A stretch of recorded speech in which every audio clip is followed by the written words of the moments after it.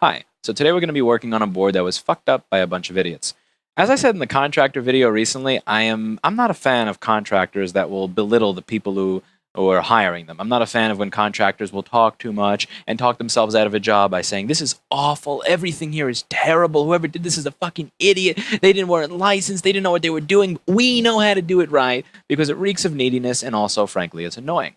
One of the comments in that video from somebody actually made some sense. It said, it sounds like you're oversensitive. It sounds like you wanted it to be sugar coated and you didn't want to hear the truth.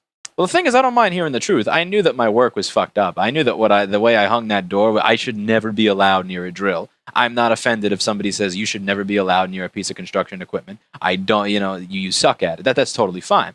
It's when you start saying you're like, whoever did this is a fucking idiot, retard, moron, blah, blah, blah, with such conviction that, again, call me crazy, I'm not going to choose to give you $6,000. That was in a video on contractors. I'll link to it over here if I have time in the annotations. And here again, you may wonder why I'm using the terms fucking idiots here. Well, the reason is because the first 2 or 3 or 5 times that we spoke to these people and explained to them why it is you shouldn't clean your board with a jewelry cleaner, why it is you shouldn't clean your board with the coarsest, meanest, most miserable toothbrush that has probably titanium bristles on it. We were nice, we were kind, we were accommodating, we were understanding, we were patient, and we explained from start to finish how you could clean boards without screwing them up. Now, again, I'm not from the school of saying, you should not touch anything, just send it all to me. Because there are a lot of, component level companies that are like that. They say, don't touch it, don't do a thing, just send it to us. And you know why? It's because they want to get all the easy fixes as well. It's not just because they don't want you to mess it up. It's also because they don't want to miss out on any easy fixes. And I understand why you, as a technician, would totally ignore that advice. Because if you charge 3 or 4 or 500 for these services, you would like to be able to avoid me taking 200 to 300 of that to do it for you. You would like to avoid the shipping back and forth. You'd like to avoid the calling for status. You'd like to avoid it sitting on the desk if it's a pain in the ass and me getting to it when I feel like if it's a pain in the ass. I totally understand that. Make your own money. Again, that's why I have a video on how to ultrasonic and how to clean boards properly so that you can actually make your own money, so that you could try to make some of your own money without having to give me any. But the problem is, again, that we were patient and kind the first 3 or 4 or 5 or 17 fucking times we spoke to these people. Now, at this point, I really don't mind saying that they're fucking idiots. And why is that? Because after everything I've said on why you don't use a jewelry cleaner, why you don't put glass cleaner inside of an ultrasonic cleaner that you're using for motherboards, why you don't use the world's thickest, most miserable toothbrush to clean motherboards, this is what they do. This is what they fucking do. And they rip it off. And this was sent in saying that, it doesn't have a green light. It works. There's no green light on the charger. And I believe them because that's part of the one-wire circuit. Now, I'm not going to go into explaining what the one-wire circuit is because I've explained it in enough videos. What I'm going to do is I'm going to fix this and show you how and show you what I am going to do to make this work. And hopefully it works. And after this, I will be done taking boards from these people. I don't give a crap if you're paying me. If you don't listen over and over and over again, I don't want you as a customer. So first thing to do here is find the chip. This is the chip on my board view. And what is missing is SMC underscore BC underscore OK. SMC BC AC OK. So that is the signal that says the charger is OK. So what I'm doing is I want to find the closest point on the board, because dumbass ripped the pads off of the board while they were sodomizing it in their fucked up ass cleaning setup. So the closest point is over here. So what I'm going to try to do is I'm going to try to run a wire from here, and then to the left here after I replace that chip. But I can't touch that. I can't touch that. I can't touch that. I can't touch that. This is going to be a nightmare. I hate running jumpers. I really do. Again, like the reason at this soldering and the motherboard component level repair class that Jessa and I are holding this summer, the reason that her class is a prerequisite to mine, I'm not here because I'm good at soldering. I'm here in spite of the fact that I solder like a 2-year-old who had about 6 gallons of Coca-Cola. So let's...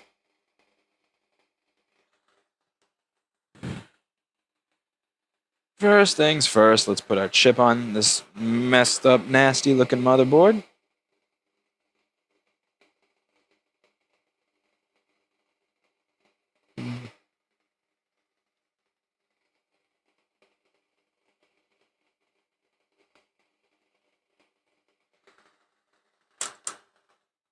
Yikes.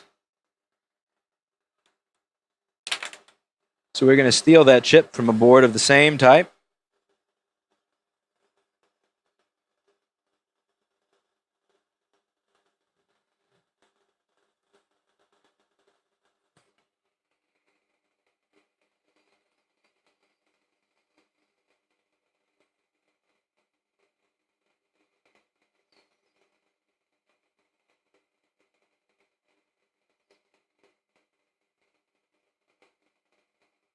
Now for the fun part to begin. So, this is gonna suck. Alright, so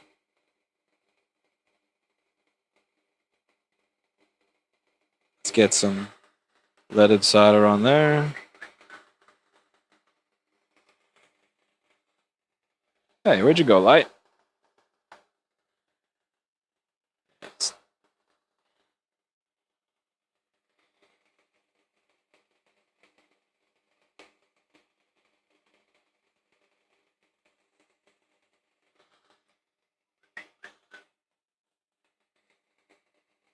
Okay.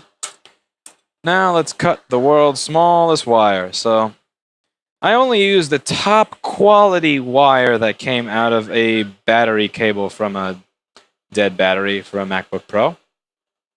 This makes excellent wire for this. Sometimes I use the wire from an LCD cable from a A1226 MacBook Pro. Whatever works and fits, I'm cool with. So that's going to have to... I think the best way to do this would be, instead of trying to go over here without touching... Instead of trying to go from the middle pin without touching the left pin or that, which is a nightmare, I'm thinking above the chip, left, down, and then over here. I'm thinking that's my best bet.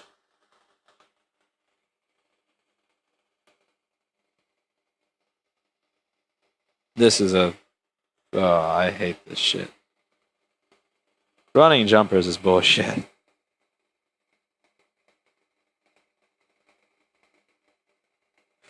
Fucking nightmare.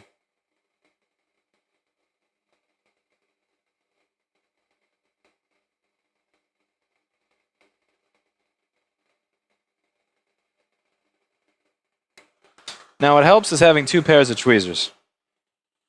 What helps is not always losing your second pair of tweezers as well.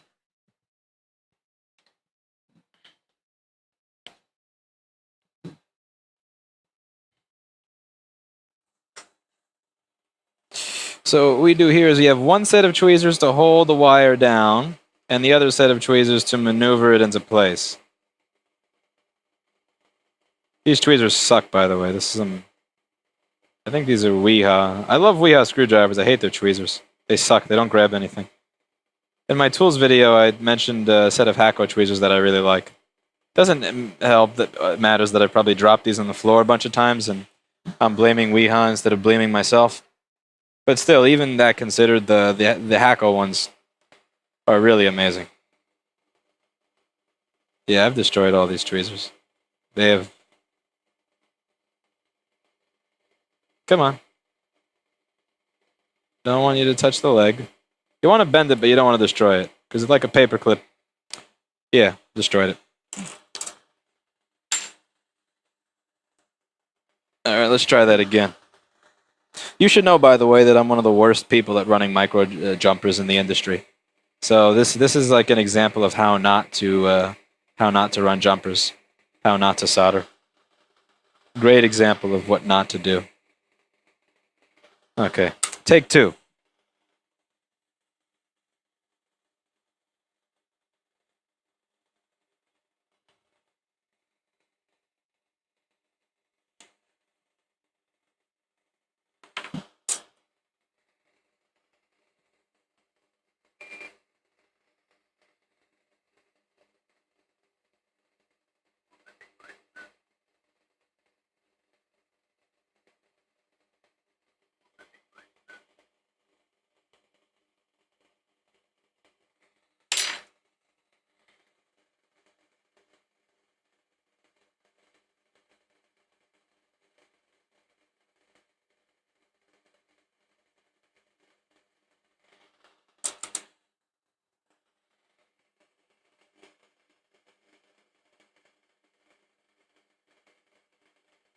Oh my god, we're this close. These tweezers are so, oh my.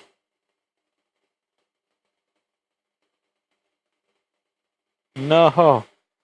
Come on, you shit. Alright. Push.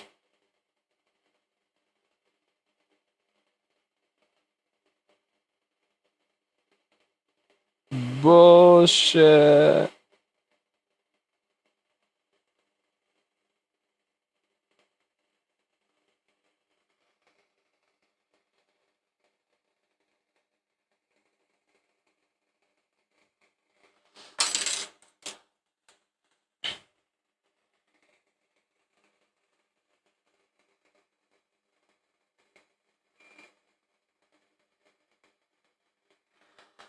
Okay, got some solder on that leg.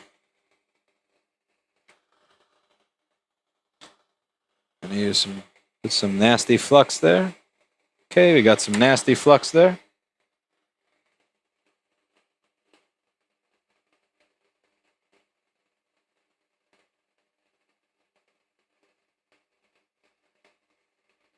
Gotta get it on both pins of this little piece of shit.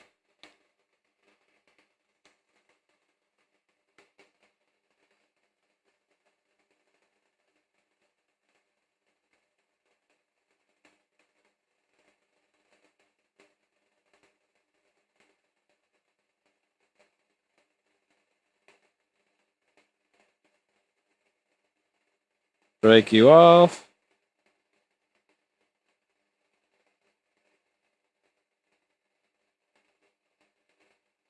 Come on.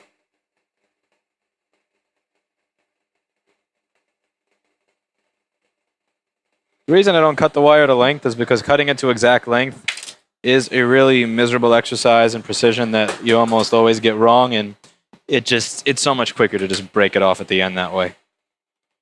Not all wire will allow you to do that, but this cheap ass battery wire is happy to oblige.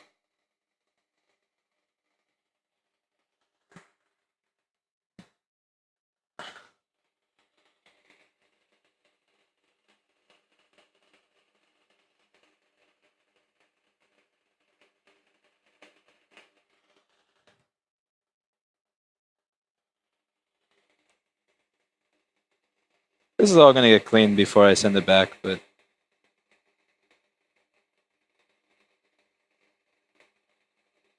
okay. Just double check over here. Make sure that's not touching anything it ain't supposed to be.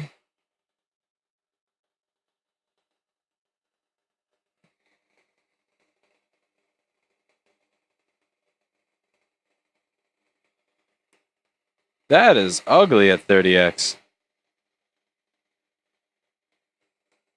But it tells a good story.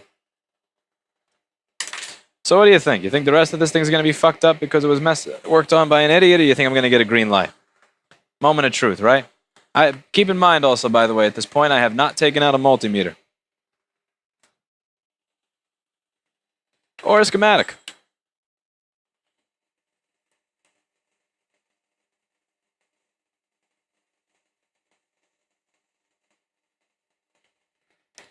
Alrighty.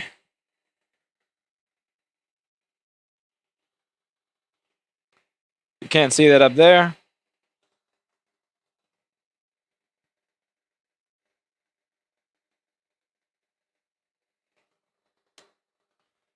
That means I win.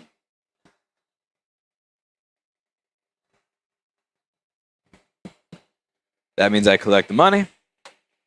That means these people are getting fired. Okay, so what I did after doing all of that was I took everything off of the board, the heatsink, thermal paste, all that. I put it in the ultrasonic cleaner. I used a toothbrush, a proper toothbrush, not like, a gorilla toothbrush, to gently brush around the area that I had worked on.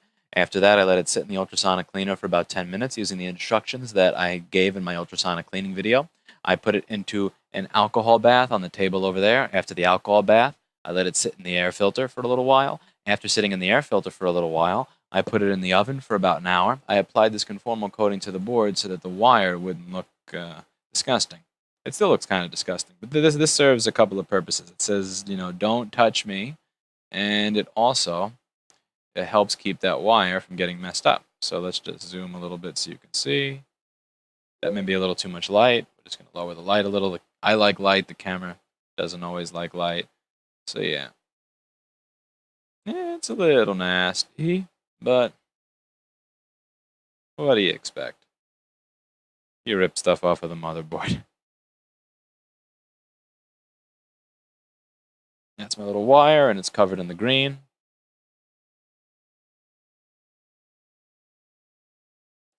Green is good. Little wire skipped over the nasty probe point that I don't want to touch.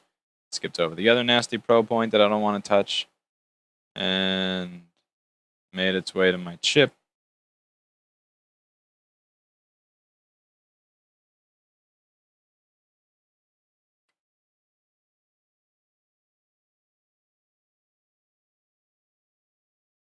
And that's that.